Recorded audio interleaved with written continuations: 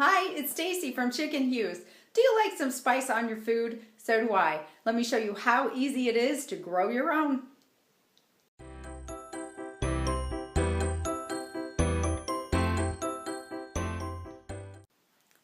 If you like hot food, then you probably grow hot peppers in your garden, and hopefully you're growing horseradish, which is super easy to grow and harvest. I have a video that I'll put in the description and hopefully show up here in the corner on how you can grow it, harvest it, store it. So horseradish is another great option.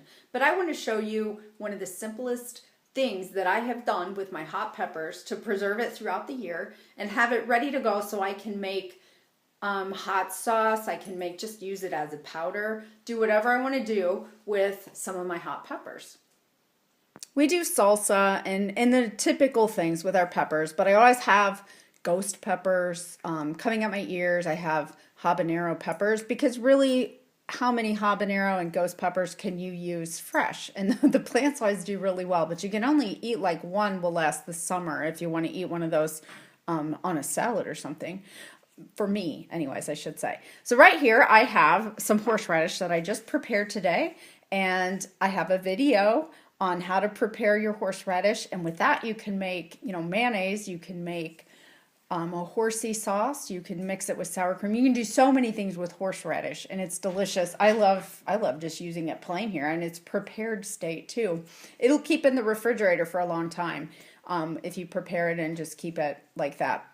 Okay, but in these other ones, I have ghost pepper, and I have habanero in the other jar.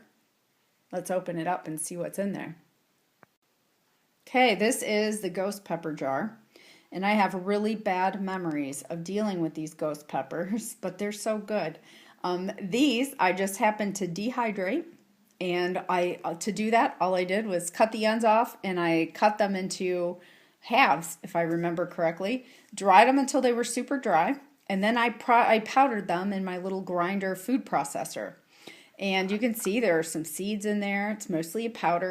My husband likes the ghost powder. I'm more of a habanero girl, but I do the same thing with my habaneros. You can do this with jalapeno. And all it does is it makes a powder, and you could grind it up and make it really fine if you want.